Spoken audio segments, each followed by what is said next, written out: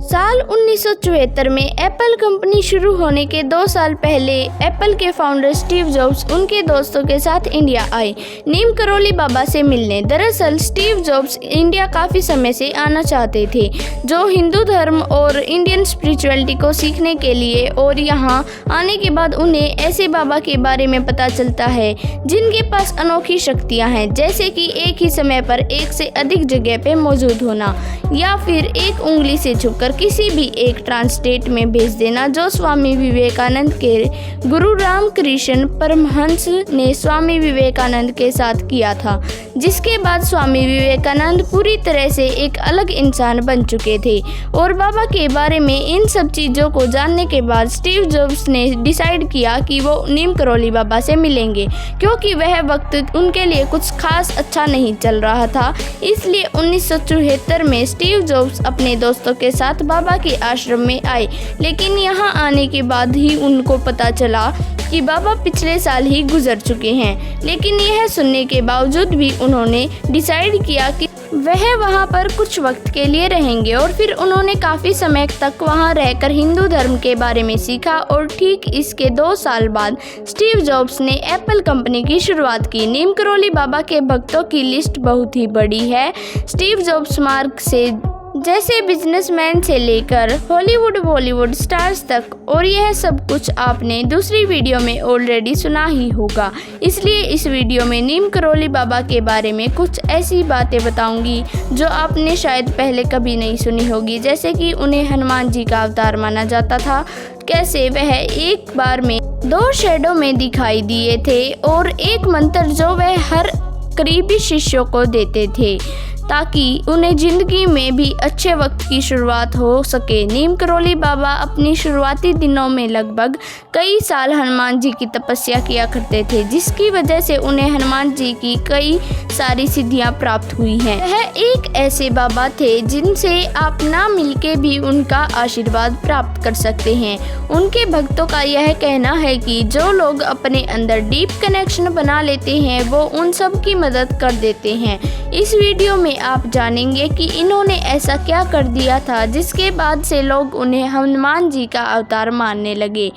लेकिन उससे पहले जानते हैं कि कैसे एक बार नीम करोली बाबा को उनके भक्तों ने एक ही वक्त पर 2 जगह में एक साथ दिखाई दिए थे। जैसे कि मैंने अपने सिद्धि वाले वीडियो में बताया था कि कई सालों तक कुछ स्पेसिफिक चीज़ों को लगातार करने पर आपके शरीर में कई सारे मैजिकल चेंज होने लग जाते हैं, जिसके बाद आपका शरीर कई सारे पावर्स डेवलप करना शुरू कर देता है, जिनको हम सिद्धि कहते हैं। और नीम करोली बाबा के पास भी ऐसी ही एक सिद्धि थी कि वह एक ही समय पर एक से अधिक जगह पर मौजूद हो सकते हैं। जैसे कि एक बार की बात है, जब कानपुर में एक नए हनुमान मंदिर का कंस्ट्रक्शन बस कंप्लीट ही हुआ था, तो उसके ऑफिशियल मॉर्निंग में बाबा जी को वहां पर बुलाया गया था। लेकिन क्योंकि बाबा उस वक्त में इलाहाबाद में थे, इसलिए उन्होंने बाहर जाने से मना कर दिया था। अगले दिन ओपनिंग सेरेमनी की सुबह थी, और बाबा जी सुबह उठने के लिए कुछ देर बाद ही कहा कि उनकी तबीयत कुछ सही नहीं लग रही है और उन्हें शायद कुछ देर के लिए सो जाना चाहिए। और फिर वो इलाहाबाद में ही अपने कमरे में जाकर सो गए। ठीक उसके अगले दिन उनके भक्त जब कानपुर से इलाहाबाद लौटे, तब उन्होंने कहा कि सेरेमनी बहुत ही अच्छे से हुई और बाबा जी खास वहाँ पर आए थे, इसलिए बाकी सबको बहुत ही अच्छा लगा था।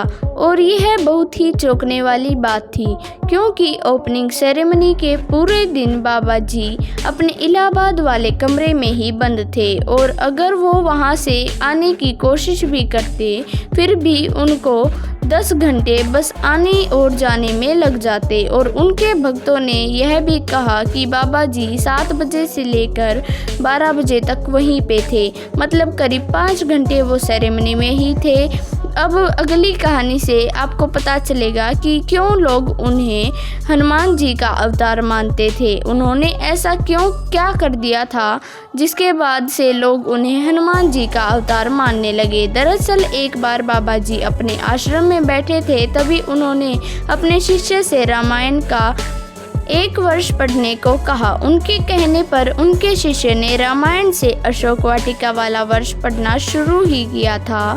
तभी नीम करोली बाबा को पूरा सीन ऐसे बताने लगे जैसे वह खुद त्रेता युग में अशोक वाटिका पर गए हों और उन्होंने वह सब कुछ अपने ही आंखों से देखा हुआ है और वो डिटेल्स में एक के बाद एक सीन बता देंगे और फिर वह बोलते बोलते ही रो पड़े, जिसके बाद से उन्हें लोग हनुमान जी का अवतार मानने लगे। नीम करोली बाबा का फिलॉसफी बहुत ही इनफैक्चुअल था, जिसकी वजह से स्टीव जॉब्स जैसे कई सारे लोग जिंदगी में उनसे मिलने के बाद पूरी तरह से बदल ही गए थे।